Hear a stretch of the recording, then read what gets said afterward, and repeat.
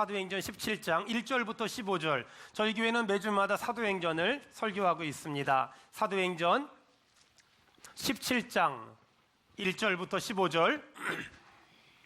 사도행전 17장 1절부터 15절 제가 한 절 읽고 여러분이 한 절 읽으면서 교독합니다. 3층에 계신 분들도 4층에 또 지하에서 영상으로 예배드린 분들도 예배에 집중해 주시길 바랍니다. 저 4층 영화부실과 지하의 영화부실에 있는 분들도 예배에 좀 더 집중해 주시기 바랍니다. 사도행전 17장 1절부터 15절입니다. 교독합니다. 그들이 암바볼리와 아볼로니아로 다녀가 데살로니가에 이르니 거기 유대인의 회당이 있는지라. 바울이 자기의 관례대로 그들에게로 들어가서 새 안식일에 성경을 가지고 강론하며 뜻을 풀어 그리스도가 해를 받고 죽은 자 가운데에서 다시 살아나야 할 것을 증언하고 이르되 내가 너희에게 전하는 이 예수가 곧 그리스도라 하니 그 중에 어떤 사람 곧 경건한 헬라인의 큰 무리와 적지 않은 귀부인도 고난을 받고 바울과 실라를 따르나 그러나 유대인들은 시기하여 저자의 어떤 불량한 사람들을 데리고 때를 지어 성을 소동하게 하여 야손의 집에 침입하여 그들을 백성에게 끌어내려고 찾았으나 발견하지 못하매 야손과 몇 형제들을 끌고 읍장들 앞에 가서 소리질러 이르되 전하를 어리석게 하던 이 사람들이 여기도 이르매 야손이 그들을 맞아들였도다. 이 사람들이 다 가이사의 명을 거역하여 말하되 다른 임금 곧 예수라 하는 이가 있다 하더이다 하니 무리와 읍장들이 이 말을 듣고 소동하여 야손과 그 나머지 사람들에게 보석금을 받고 놓아주니라. 밤에 형제들이 곧 바울과 실라를 베레아로 보내니 그들이 이르러 유대인의 회당에 들어가니라. 베레아에 있는 사람들은 데살로니가에 있는 사람들보다 더 너그러워서 간절한 마음으로 말씀을 받고 이것이 그러한가 하여 날마다 성경을 상고함으로 그 중에 믿는 사람이 많고 또 헬라의 귀부인과 남자가 적지 아니하나 데살로니가에 있는 유대인들은 바울이 하나님의 말씀을 베레아에서도 전하는 줄을 알고 거기도 가서 무리를 움직여 소동하게 하거늘 형제들이 곧 바울을 내보내어 바다까지 가게 하되 실라와 디모데는 아직 거기 머물더라. 같이 읽겠습니다. 바울을 인도하는 사람들이 그를 데리고 아덴까지 이르러 그에게서 실라와 디모데를 자기에게로 속히 오게 하라는 명령을 받고 떠나니라. 아멘. 바울이 복음을 전했어요. 그랬더니 복음을 받아들인 사람들은 바울과 실라를 따랐어요. 여러분, 복음을 전하면 두 가지 반응이 있는데 어떤 사람들은 복음을 듣고 쫓아오는데 5절 한번 읽겠습니다. 5절 다 같이 읽겠습니다. 시작. 그러나 유대인들은 시기하여 저자의 어떤 불량한 사람들을 데리고 때를 지어 성을 소동하게 하여 야손의 집에 침입하여 그들을 백성에게 끌어내려고 찾았으나 자, 4절에 보니까 바울이 복음을 전했더니 바울을 따라온 사람들이 있고 5절에 보니까 바울이 복음을 전했더니 바울을 죽이겠다고 쫓아온 사람들이 있었어요. 항상 복음을 전하면 두 가지의 반응이 나타나는데 복음을 듣고 따라오는 사람들과 복음을 듣고 죽이려고 달려드는 사람들이 항상 있다는 거예요. 여러분, 예수 그 이름은 어떤 사람에겐 평안함이요 힘이요 능력인데 어떤 사람은 화가 나고 속상하고 짜증이 나는 이름이래요. 여러분은 예수 그 이름을 들으면 마음이 어떻습니까? 제가 일부 예배 때는 예수 그 이름을 들었을 때 기분 나쁘면 나가라고 했는데 2부 예배 때는 두 사람 정도가 있을 것 같아서 나가지는 말고 여러분은 예수 그 이름을 들으면 마음이 평안합니까? 아니면 별로 재미없습니까? 저는 여러분이 예수님의 이름을 들었을 때 마음의 위로가 되길 바라며 아멘 합시다. 마음의 힘이 되길 바라며 마음이 뜨거워지기를 주의 이름으로 축원합니다. 아멘. 예수님을 믿는 사람, 하나님의 자녀가 된 사람, 하나님을 아버지라 부르는 사람은 예수 그 이름을 듣고 말씀을 듣고 복음을 들으면 마음에 평안함이 있고 마음이 행복하고 마음이 은혜롭고 마음이 성령 충만해지거든요. 저는 오늘 여러분이 예배를 드리다가 마음의 평안함이 회복되길 바라며 마음의 은혜가 회복되길 바라며 마음이 성령으로 충만해지길 바라며 마음이 복음에 대한 열망으로 뜨거워지기를 주의 이름으로 축원합니다. 아멘. 그런데 어떤 사람은 예수란 이름을 들었을 때 마음이 뜨거워지고 가슴이 뜨거워지는데 어떤 사람은 예수란 이름을 들었을 때 마음이 화가 나고 혈기가 생기는 사람들도 굉장히 많아요. 어떤 사람은 예수란 이름을 들으면 경기를 하고 어떤 사람은 너무 싫으니까 저 예수쟁이들이라고 놀리고 비판하고 비아냥거리는 사람들이 얼마나 많은지 몰라요. 하지만 그것은 이상하거나 잘못된 게 아니라는 거예요. 바울이 복음을 전했더니 어떤 사람들은 복음을 받아들였는데 어떤 사람들은 복음을 받아치더라는 거예요. 지금도 똑같이 복음을 전하면 어떤 사람은 받아들이는 사람이 있고 어떤 사람은 받아치는 사람이 있어요. 받아치는 사람이 이상한 사람이 아니에요. 아직도 마음이 돌받치고 가시떨기 받치고 길가 받치어서 그래요. 여러분, 그 사람에게 계속 복음을 전하면 하나님의 때가 되면 복음을 받아들일 줄로 믿습니다. 아멘. 그게 우리의 분명한 믿음이에요. 여러분, 제가 오늘 굉장히 어려운 얘기를 한번 또 해보려고 결심했거든요. 잘 들어보세요. 자, 저는 목회라는 걸 하면서 많은 사람들을 만나잖아요. 그런데 어떤 사람에게 바른 말, 어떤 사람에게 옳은 말, 어떤 사람에게 정답을 얘기해줘요. 여기서 굉장히 중요한 게 있어요.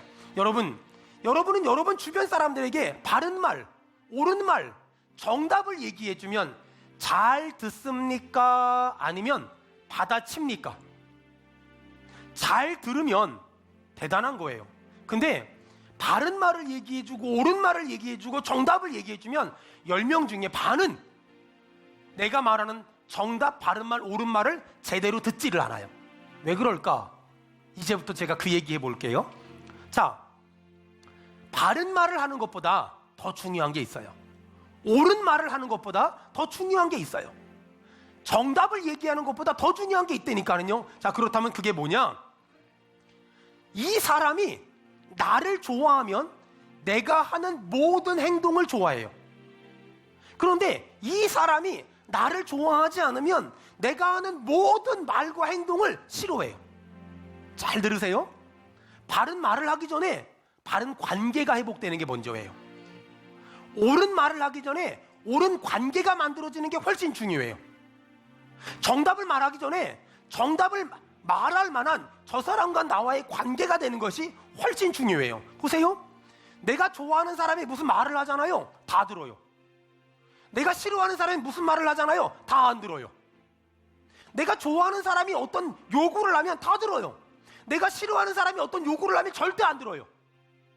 여러분, 우리는 종종 이럴 때가 있어요. 목사님, 제가요 정답을 말하는데 옳은 말을 하는데 바른 말을 하는데 저 사람이 안 들어요. 왜 그럴까? 바른 말을 하기 전에 바른 관계가 형성이 안 됐고 옳은 말을 하기 전에 옳은 관계가 형성이 안 되니까 그렇게 되는 거예요. 지금 바울이 유대인들에게 복음을 전했어요. 예수는 그리스도라. 예수는 길이요 진리요 생명입니다. 그랬더니 오늘 유대인들의 반응을 봐봐요. 뭐라 그래요? 거기 보니까는요 6절 다 같이 읽겠습니다. 시작. 발견하지 못함에 야선과 몇 형제들을 끌고 읍장들 앞에 가서 소리질러 이르되 천하를 어지럽게 하던 이 사람들이 여기도. 아멘. 거기 보니까 천하를 어지럽혔대요. 여러분, 지금 유대인들 입장에서는 사도 바울이 어떤 사람이라고요? 천하를 어지럽힌 사람이래요. 왜 그래요? 바울이 싫으니까 바울이 하는 말도 싫고 바울이 전하는 복음도 싫은 거예요. 바울이 싫으니까 바울이 하는 말도 싫고 바울이 하는 행동도 싫고 바울이 전하는 복음도 싫은 거예요. 저는 오늘 이 본문을 묵상하면서 기가 막힌 진리를 깨달았어요. 저는 수원은혜교회 담임 목사란 직분을 가지고 사역하잖아요. 하나님이 저에게 주신 큰 복이 뭐냐면요, 저는요 우리 성도들이 너무너무 좋아요. 저는요 우리 성도들이 정말 좋아요. 여러분, 제가 굉장히 심오한 질문을 할게요. 여러분은 제가 좋으십니까? 청년들 니들 대답 안 하면 방송 나가는데 그 심각한 지장이 있어. 여러분은 제가 좋으십니까? 아멘. 네, 크게 좀 얘기해 주세요. 여러분, 이게 굉장히 중요한 거예요. 자, 좋은 교회는 어떤 교회냐면 목사는 성도를 좋아하고 성도는 목사를 좋아해. 여러분, 이게 아무것도 아닌 것 같죠? 사람들은 누구의 말을 듣냐면 내가 좋아하는 사람의 말을 들어요. 사람들은 내가 좋아하는 사람의 말을 듣는다니까는요. 저는요 우리 현주한테 현주야 이건 이러고 이건 이러니까 이렇게 해라 그럼 현주는 제 말을 들어요. 100% 들어요. 그리고 목사님 마음을 서운하게 했던 것도 회개해요. 왠지 아세요? 이 아이는 아기 때부터 저를 봤기 때문에, 그러니까 목사님이 뭘 생각하는지 뭘 의도하는지 너무 잘 알거든요. 그러니까 그렇게 되는 거예요. 잘 들으세요. 사람들은요 정답을 듣거나 옳은 말을 듣거나 바른 말을 듣지 않아요. 사람은요 내가 좋아하는 사람들의 말을 들어요. 여러분, 이제 그 사람이 왜 내 말을 안 듣는지 아시겠죠? 그 사람이 왜 내 옳은 말을 안 듣고 내 바른 말을 안 듣고 내 정답을 안 들었나? 내가 하는 말이 틀렸거나 내가 틀린 말을 했거나 잘못된 말을 해서 안 듣는 게 아니에요. 그 사람은 내가 하는 말을 안 들은 것이 아니라 내가 그 말을 했기 때문에 안 듣는 거예요. 잘 들으세요? 그 사람은 내 말을 안 듣는 게 아니라 나를 안 듣는 거예요, 지금요. 여러분, 제가 오늘 굉장히 어려운 말 할 거니까 굉장히 적용을 잘 해야 돼요. 보세요. 여러분, 한 남자랑 한 여자가 좋아가지고 결혼했죠. 여러분, 좋아가지고 결혼했죠. NG. 여러분, 좋아가지고 결혼했죠. 그렇잖아요. 좋아가지고 결혼했는데요. 그러면 남편의 눈에 아내가 너무 이뻐 보이고 또 아내의 눈에 남편이 너무너무 좋아 보여야 돼요. 옆 사람 보고 좀 물어보세요. 요즘엔 그 집은 어떠시냐고. 시작. 남편은 아내가 좋아 보이고 아내는 남편이 좋아 보여야 되잖아요. 여러분, 남편이 좋으면은요 남편의 말을 들어요. 아내가 좋으면은요 아내의 말을 듣는 거예요. 보세요. 부모 자식 간의 관계도 그래요. 여러분, 부모가 아이들에게 바른 말을 하고 옳은 말을 하고 정답을 하거든요. 근데 애들 안 들어요. 왜 안 들을까요? 내가 내 부모를 좋아하지 않는 거예요. 내가 내 아버지를 좋아하지 않고 내가 내 어머니를 좋아하지 않는 거예요. 여러분, 교회도 마찬가지예요. 성도가 목사를 좋아하잖아요. 그럼 성도가 목사 말을 들어요. 이게 단순하지만 굉장히 중요한 거예요. 보세요. 며느리가 시어머니를 좋아하잖아요. 그럼 시어머니가 무슨 말을 해도 들어요. 며느리가 시어머니를 좋아하지 않잖아요. 무슨 말을 해도 기분 나빠요.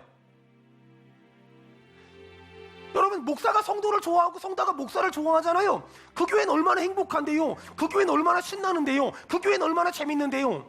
여러분, 제가요 중3 겨울방학 때 서울로 전학을 왔어요. 그런데 제가 중3 겨울방학 때까지 시골에서 학교를 다녔는데, 중학교를 다녔는데, 우리 영어 선생님은요 농업도 가르쳤고요, 기술도 가르쳤고요, 가정도 가르쳤고요, 영어도 가르쳤어요. 그러니까 기술을 문제를 풀다가 답을 모르면 가정을 풀면은 남자들은 기술보다 가정 정답을 더 잘 알거든요. 그래가 풀며가 쓰면 맞아요. 근데요 정말 영어를 못 가르치셨어요. 그래서 제가 시골에서 공부 좀 한다 그랬기 때문에 성문 기초 영문법을 가지고 공부했거든요. 근데 서울로 딱 전학을 왔는데 애들 책상 위에 성문 종합 용어가 올라와 있어요. 저는 성문 기초 영어를 했는데 종합 용어가 올라와 있는데 더 충격은 애들이 이미도 성문 종합 영어를 2번, 3번씩 공부하고 고등학교 1학년으로 올라왔다는 거야. 나는 기초 영문법 책도 처음 봤는데 얼마나 실력이 차이가 났겠어요. 그런데 제가 3월 3일 날 학교를 갔는데 저희 학교에 3월 15일 날 영어 선생님이 새로 오셨어요. 제가 사립고등학교를 다녔는데 선생님들이 참 50대 중반이에요. 근데 영어 선생님이 새로 오셨는데 29살. 지금 생각해보면 이쁘지 않았어요. 근데 그때는요 남자만 수천 명 모인 학교에서 여자 선생님 몇 분 계신데 그중에 20대는 그분밖에 안 계셨어요. 너무너무 이쁜 거야. 심하게 이쁜 거야. 그분한테 너무너무 잘 보고 싶은 거야. 전 그래가지고 열심히 영어 공부해서요 제가 서울로 전학 가서 중간고사 봐가지고요 100점 맞았다니까는요. 이유는 간단해요. 선생님이 좋으면은요 과목 점수가 잘 나와요. 이 단순한 진리를 아십니까? 선생님이 좋으면은요 공부를 열심히 한다니까는요. 아니 집에서 엄마가 너 두부 좀 사와라, 왜 나만 시키고 그래요 이러거든요. 학교 가서 영어 선생님이 출석부 좀 갖고 와라, 할렐루야, 이렇게 되는 거예요. 이게요 얼마나 은혜가 되고 막 그냥 출석부 갖고 오는데 주의 성령이 강하게 임재한 느낌이야. 얼마나 좋고 얼마나 행복한데요. 제가 고등학교 때 그래서 대학 때 영문과 갔잖아요. 너무 영어 선생님 좋아서. 하지만 대학 가서 영문과를 가봤더니 현실은 만만하지 않았어요. 어쨌든 간에 선생님이 너무 좋으니까 공부도 열심히 한다니까는요. 여러분 신앙생활이 그래요. 여러분 누가 신앙생활 잘하는 줄 알아요? 목사를 좋아하면은요 신앙생활 잘하고요, 목사를 싫어하면은요 신앙생활도 잘 안 하더라고요. 오늘요 하나님의 성령이 강력히 임재해서요 목사가 좋아지는 은혜가 임하기를 주의 이름으로 축원합니다. 아멘. 여러분 이게 아무것도 아닌 것 같지만 굉장히 중요한 게 목사와 성도가 관계가 좋잖아요. 목사가 설교를 해요. 여러분, 사랑은 오래 참는 겁니다. 관계가 좋으면 성도들이 아멘 해요. 근데요, 목사와 성도가 관계가 안 좋잖아요. 여러분, 사랑은 오래 참는 겁니다. 그러면은요, 말로는 안 하는데요, 관계가 안 좋으면은요, 마음속으로 너나 참으세요 그래요. 관계가 좋으면 여기서 설교하면 저기서 아멘을 하는데, 관계가 나쁘면 여기서 설교하면 저기서 받아쳐요. 관계가 나쁜 교회 있잖아요. 그 교회는요, 설교 시간 내내 탁구를 쳐요. 탁구를. 사랑은 오래 참는 겁니다. 웃기지 마세요. 오래 참는 겁니다. 너나 잘하세요. 그리고 설교 시간 내내 탁구를 쳐요. 오래 참으세요. 웃기지 마세요. 오래 참으세요. 너나 잘하세요. 이거 탁구를 친다니까, 탁구를. 옆 사람 보고 물어보세요. 그런 적 있냐고. 시작. 빨리 끄떡거려요. 빨리. 너무나 많은 사람들이 예배 시간에 예배를 안 드리고 탁구를 쳐요. 아멘하고 받아들여야 되는데, 아멘하고 받아들이는 게 아니라, 여러분 기도하세요. 너나 하세요. 찬송하세요. 너나 하세요. 새벽 예배 나오세요. 너나 졸지 마세요. 이러는 교회가 얼마나 많은지 몰라요. 너무나 많아. 왜 그래요? 목사님이 설교할 때 나쁜 말, 이상한 말 하는 게 아니에요. 바른 말, 옳은 말을 하거든요. 문제는 성도들과 목사님의 관계가 무너지고 깨졌다 보니까 목사님의 설교를 들었음에도 불구하고 받아들이는 것이 아니라 받아치고 있다는 거예요. 그러니 영적으로 말라가고 영적으로 병들고 영적으로 죽어가는 사람들이 이 땅에 얼마나 많은지 몰라요. 여러분, 우리가 바른 말을 하고 옳은 말을 하고 정답을 하는 것도 중요하지만, 더 중요한 건 그러기 전에 저 사람이 나를 좋아해야 돼요. 저 사람이 나를 좋게 봐야 돼요. 저 사람이 나를 마음으로 받아들이고 나면, 그러고 나면 그 사람이 내가 하는 말을 받아들이게 돼 있어요. 중요한 거. 여러분, 그렇다면 학교에서 선생님이 학생들에게 공부를 가르친 것보다 더 중요한 게 뭘까요? 아이들이 선생님을 좋아하게 만들어야 돼요. 여러분, 직장에서 사장님이, 원장님이, 선생님들이, 직원들이 일 잘하게 만드는 것보다 더 중요한 게 뭘까요? 직원들이 사장님을 좋아하게 만들어야 돼요. 여러분, 자녀들에게 바른 말을, 정답을 말하기보다 더 중요한 게 뭘까요? 아빠를 좋아하게, 엄마를 좋아하게 만들어야 돼요. 여러분, 여기 계신 어머니들한테 부탁할게요. 여러분의 남편과 아버지와 자녀 관계를 늘 끈끈하게 묶어야 돼요. 절대로 애들 붙잡고 아빠 욕하지 마세요. 니네 아빠 만나가지고 내 인생이 이 모양 이 꼴이 됐다고, 응? 이 모양 이 꼴이 됐다고 막 그러고, 막 어느 날 딸내미가 남자친구를 데리고 왔더니, 너는 엄마 고생하는 거 못 봤어? 왜 똑같은 걸 데리고 오고 난리야? 막 이러는 사람들, 이러지 말아요. 여러분, 봐봐요. 애 붙잡고서 아빠 욕을 막 하잖아요. 그러면 애가 아빠를 싫어해요? 그럼 내가 싫어하는 사람 말을 안 들어요. 또요, 아빠 붙잡고서 애들 욕을 막 해요. 누군 이렇고 누군 이렇고, 큰 애는 이렇고 작은 애는 이렇고, 속상해 죽겠다고. 그럼 남편들은요, 아내가 그렇게 말하면 애를 보면 싫어요. 짜증이 나고 성질이 나요. 그러니까 야단치게 되죠. 그러면 아빠랑 자식 관계가 나빠지죠. 그러니 관계가 나쁘니까 아빠가 무슨 말을 해도 안 들어요. 여러분, 이런 가정들이 너무나 많단 말이에요. 깨지고 무너진 가정이 너무나 많단 말이에요. 여러분, 오늘 내 직장에서 사장님이 좋아지는 은혜, 우리 교회에서 목사님이 좋아지는 은혜, 학교에서 선생님이, 교수님이 좋아지는 은혜, 가정에서 아버지가, 어머니가 좋아지는 은혜가 오늘 이 아침에 전부 다 임하기를 축원합니다. 임하기를 축원합니다. 너무 좋은 거예요. 여러분, 자꾸만 사람을 내가 변화시키려고 애쓰지 마세요. 여러분, 교만한 게 뭔 줄 알아요? 내가 말하면 변할까요? 여러분, 내가 말하면 변할까요? 안 변해요. 근데요, 내가 사랑하면 변해요. 내가 말하면 안 변해요. 근데 내가 사랑하면 변합니다. 내가 말한다고 변하는 게 아니라니까는요. 근데 내가 사랑하면 변화되니까는요. 여러분, 옆에 사람을 한번 째려봐봐요. 그만 말하고 사랑합시다. 시작. 옆 사람 눈을 보면서 그만 말하고 사랑합시다. 시작. 여러분, 우리 수원은혜교회가 그만 말하고 사랑을 많이 하기를, 그래서 목사는 성도가 좋고 성도는 목사가 좋고 사장님은 직원들이 좋고 직원은 사장님이 좋고 아버지는 자식이 좋고 자식은 아빠 엄마가 좋은 그런 좋은 교회 되길 주의 이름으로 축원합니다. 주의 이름으로 축원합니다. 아멘. 자, 우리 하나님 말씀 계속 봅시다. 4절 계속 읽읍시다. 4절 시작.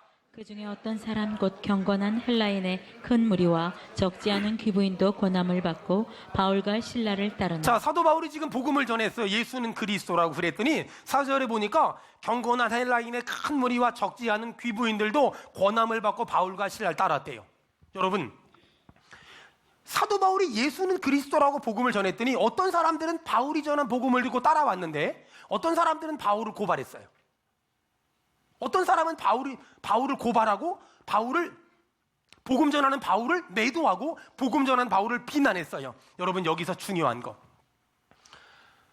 도대체 어떤 사람은 복음을 듣고 받아들이고 어떤 사람은 복음을 듣고 비난할까? 그리고 복음을 듣고 받아들인 사람들은 어떤 사람일까? 여러분, 예수를 믿는다는 건 어떤 의미일까? 오늘 중요한 얘기 또 해볼게요. 예수를 믿는다는 건 어떤 의미냐면 그냥 믿습니다, 아멘, 이게 믿는 게 아니에요. 예수를 믿는다는 건 어떤 의미냐면요, 이런 거예요. 예수님을 왕으로 모시고 예수님을 주인으로 모시며 예수님을 신랑으로 모시는 것, 그것을 예수님을 믿습니다라고 말하는 거예요. 믿습니다를 말하는 게 믿는 게 아니라 예수님을 따라합시다. 왕이십니다. 주인이십니다. 신랑이십니다. 이게 예수를 믿는다는 의미예요. 자, 보세요. 왕, 주인, 신랑, 세 가지 특징이 있어요. 왕은 한 나라의 결정권자고, 주인은 한 직장의 결정권자고, 신랑은 한 가정의 결정권자예요. 여러분, 예수님을 믿습니다, 이 말은 무슨 말이냐면요, 그동안 내가 가지고 있었던 모든 결정권들을 예수님께 드립니다, 이 말이에요. 이제는 내가 결정하지 않겠습니다. 내 아들, 내 딸의 인생, 내 남편의 인생, 내 아내의 인생, 내 자식의 인생, 내 부모의 인생, 내 남은 인생, 내 사업, 내 모든 것들 내 마음대로 결정하지 않겠습니다. 내 뜻대로 결정하지 않겠습니다. 주님이 결정하시면 나는 따르겠습니다. 따라합시다. 주님이 결정하시면 나는 순종하겠습니다. 더 크게 합시다. 주님이 결정하시면 나는 순종하겠습니다. 마지막으로 합시다. 주님이 결정하시면 나는 순종하겠습니다. 여러분, 이 말에 동의하는 사람 크게 아멘 합시다. 아멘. 주님이 결정하시면 나는 그대로 순종하겠습니다. 이걸 예수를 믿습니다 말하는 거예요. 주님이 결정하시면 나는 순종하겠습니다. 주님이 결정하시면 나는 순종하겠습니다. 여러분, 예수를 믿는다고 말하지만 너무나 많은 사람들이 예수를 믿는다고 말하면서도 결정을 내 마음대로, 내 기분대로, 내 성질대로, 내 혈기대로, 내 의지대로, 내 경험대로 하는 사람들이 너무나 많아요. 여러분, 오늘까지 예수 믿는다고 말했지만 어떤 결정을 할 때 내가 했다면 취소하세요. 목사님 이미 결정했는데요, 사람들한테 말했는데 어떡해요? 하지 말아요. 그동안 내가 내 맘대로, 내 뜻대로, 내 기분대로, 내 감정대로 결정했다면 어떤 사람들은 이래요. 목사님 제가 기도해보고 결정하겠습니다. 여러분, 기도해보고 결정하겠다고 말하고 결정했는데 기도 안 했으면 가짜예요. 목사님 제가 기도해보고 결정하겠습니다. 그러면 기도를 하고 결정해야 되는데 기도해보고 결정하겠다고 말만 해놓고 기도 안 해놓고 결정했으면 거짓말이에요. 여러분, 예수를 믿는다는 건 무슨 말이냐면 내가 가지고 있는 모든 결정권을 하나님께 드립니다. 이게 여러분, 결정권이 나에겐 없어요. 난 아무것도 결정할 수 없어요. 주님 결정하시는 건 우린 순종할 자격만 있지 결정할 자격은 우리에게 없어요. 여러분, 예수 믿는다는 게 뭐예요? 예수 믿는다는 건 그분이 왕이시며 그분이 주인이시며 그분이 신랑이심을 고백하는 거예요. 그 말은 내 인생의 모든 결정권이 나에게 있는 것이 아니라 주님께 있음을 고백하는 것이고, 주님이 결정하시면 나는 순종하겠습니다. 따라합시다. 나는 순종하겠습니다. 나는 순종하겠습니다. 여러분, 주님이 결정해서 알려주시면 순종하기를 주의 이름으로 축원합니다. 이게 믿음이고 이걸 신앙이라고 말해요. 자, 10절 다 같이 읽겠습니다. 10절 시작. 밤에 형제들이 곧 바울과 신라를 베레아로 보내니 그들이 이르러 유대인의 회당에 들어가니라. 아멘. 거기 보니까 바울이 데살로니가에서 복음을 전하고 있었거든요. 문제가 생겼어요. 유대인들이 쫓아와서 복음을 막 못 전하게 괴롭히는 거예요. 그러니까 바울이 피해가지고 베레아로 도망가네. 또 베레아에서 막 복음을 전했더니 또 유대인들이 거기까지 쫓아와서 이번엔 아덴으로 도망갔네. 질문, 여러분, 바울이 데살로니가에서 베레아로, 베레아에서 아덴으로 도망간 거 성령님이 보내지 않았어요. 너 가라 그러지 않았어요. 유대인들이 쫓아다니면서 괴롭힌 거예요. 그러니까 어쩔 수 없이 간 거예요.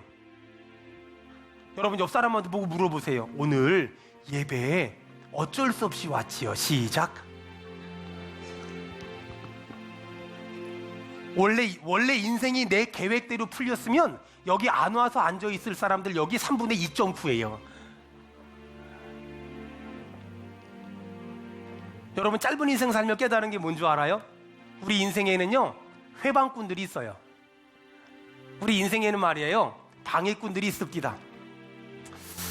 가만히 인생을 돌아보면 우리 주변에 나를 힘들게 하는 사람들이 참 많아요. 나를 아프게 하는 사람들이 참 많고, 나를 울게 하는 사람들이 너무나 많고, 나를 한숨 짓게 만드는 사람들이 너무나 많고, 나를 잠자지 못하게 하는 사람들이 너무나 많아요. 어떤 사람은 그래요. 목사님 그런 사람들 때문에 죽을 것만 같고 미칠 것만 같고 너무 속이 상하고 너무 힘이 듭니다. 여러분, 근데 있잖아요, 참 신기한 게 우리 인생에는, 우리 주변에는 두 종류의 사람이 있어요. 딱 봐도 나를 도와줄 만한 사람들. 근데요 또 다른 사람들, 나를 힘들게 하는 사람들, 나를 아프게 하는 사람들, 나를 울게 하는 사람들, 나를 서운하게 하는 사람들, 나를 망하게 하는 사람들, 나를 넘어뜨린 사람들. 여러분, 그 사람들은요 오늘부터 집에 가서 자세히 보면 우리 주변에는요 딱 봐도 나를 도와주는 사람이 있고, 자세히 보면 저 사람이 나를 도와주는 사람이라고 인정하고 싶진 않지만 이내 이런 사람이 있어요. 그냥 딱 봐도 나를 도와주는 사람이 있고, 나를 힘들게 하는 사람인 줄 알았는데, 나를 아프게 하는 사람인 줄 알았는데, 나를 너무 고통스럽게 하는 사람인 줄 알았는데, 저 사람 때문에 내가 예수 믿게 됐어. 저 사람 때문에 내가 하나님께 가까이 가게 됐어. 저 사람 때문에 내가 기도라는 걸 하게 됐어. 저 사람 때문에 내가 하나님을 찾게 됐어. 저 사람 때문에 내가 교회라는 것을 가게 됐어. 저 사람 때문에 내가 예배라는 걸 드리게 됐어. 저 사람 때문에 내가 믿음이라는 걸 갖게 됐어. 저 사람 때문에 내가 하나님의 은혜라는 걸 붙잡게 됐어. 저 사람 때문에 내가 하나님의 사랑이라는 걸 붙잡게 됐어. 여러분, 우리 주변에는요 두 종류의 사람이 있다니까는요. 딱 봐도 나를 도와주는 사람. 근데 그 사람은 귀한 사람이지요. 소중한 사람이죠. 근데 또 한 종류의 사람은 정말 자세히 봐야, 정말 자세히 봐야, 현미경 가지고 들이봐야, 금식하고 봐야, 철야하고 봐야, 은혜 받고 봐야, 저 사람 나를 도와주는 사람 맞네. 저 사람이 그런 사람이 아니었다면, 저 사람이 나에게 그렇게 하지 않았다면 나 예배 가지 않고 놀러 갔을 텐데, 저 사람이 나를 힘들게 하지 않았다면 나 예배하지 않고 놀러 가고 바람 쐬러 갔을 텐데, 저 사람이 나를 아프게 하지 않고 눈물 나게 하지 않았다면 나 건방지게 살았을 텐데, 교만하게 살았을 텐데, 저 사람 때문에 나 참 여기 와 있다. 여러분, 우리 주변엔 말이에요 그런 사람들이 있어요. 바울이 복음을 전하기만 하면 쫓아와서 괴롭히고, 복음을 전하기만 하면 쫓아와서 괴롭히고, 복음을 전하기만 와서 쫓아오면 괴롭혀요. 아니, 객관적으로 저 사람은 나를 도와주는 사람이야, 그런 사람이 있다니까는요. 근데 어떤 사람은요 객관적으로 보면 나를 넘어뜨리고 힘들게 하고 아프게 하고 울게 하고 죽고 싶게 만든 사람이 있어요. 근데 어느 날 예배드리고 그 사람 보니까, 찬송하고 그 사람 보니까, 기도하고 그 사람 보니까, 은혜 받고 그 사람 보니까 저 사람이 나를 예배의 자리로 가게 했어? 저 사람이 나를 기도의 자리로 가게 했어? 저 사람이 나를 하나님 앞에 엎드리게 했어? 저 사람이 나를 하나님을 부르게 했어? 저 사람 때문에 내가 하나님을 부르게 됐고, 저 사람 때문에 내가 하나님을 찬송하게 됐고, 저 사람 때문에 내가 주의 이름을 부르게 됐어? 우리 주변에는 나를 그렇게 만든 사람들이 있더라는 거예요. 우리가 예배하기 전에, 찬송하기 전에, 하나님을 믿기 전에는 그 사람들 때문에 힘들다고만 생각했고, 그 사람들 때문에 아프다고만 생각했고, 그 사람들 때문에 죽고 싶다고만 생각했고, 그 사람들 때문에 도망가고 싶다만 생각했고, 그 사람만 없으면 살 거라고 생각했는데, 내가 기도하다 보니까, 내가 예배하다 보니까, 내가 하나님 앞에 찬송하다 보니까, 내가 하나님의 은혜를 받고 보니까 그 사람이 나쁜 사람이 아니라 나쁜 척한 좋은 사람이었고, 나를 힘들게 하는 척하는 좋은 사람이었고, 나를 눈물 나게 하는 것 같은 좋은 사람이었고, 나를 무너뜨릴 것만 같은 좋은 사람이었네. 깨달아지는 거예요. 여러분, 오늘 여러분 주변에 있는 사람들을 바라보는 믿음의 눈이 열리기를 주의 이름으로 축원합니다. 이 얘기하고 같이 기도했으면 좋겠어요. 제가 필리핀 바기오라는 지역에서 이게 선교센터가 있었는데, 제가 집을 떠나서 선교지를 들어갈 때 가장 멀리 들어갔던 선교지가 저 북쪽으로는 본톡이라는 지역이고, 이 본톡이라는 지역은 마닐라에서 바기오까지 7시간, 바기오에서 본톡까지 7시간, 본톡에서 여러분 계단식 논을 들어보셨죠? 계단식 논을 13시간을 걸어가야 비키칸이라는 데를 가요. 거기 가서 예배한 분들이 또 내려와요. 근데 거기보다 더 강적이 하나 있었어요. 곤자가라고, 바기오에서 뚜게가라 오는 데까지 13시간, 뚜게가라고 해서 또 유리 창문 없는 버스 타고 또 13시간을 가면 곤자가, 누에바 비스카야, 누에바 에스야, 이렇게 해가지고 거기 곤자가라는 곳을 가요. 걸어서 또 7시간.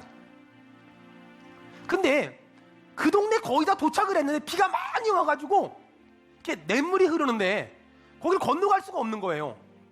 근데 참 필리핀 사람들 얼마나 지혜로운 사람들인지, 그 냇물을 못 건너가니까 우리나라 사람들은 어떤 개발을 했을 텐데, 이 사람들은 어떻게 했냐면 동네 사람들이 죄다 나와가지고 거기 저처럼 이렇게 꼭 지나가야 되는 사람들을 위해서 거기서 돌멩이를 개다리 보침처럼 만들어가지고요 들고 있는 거예요.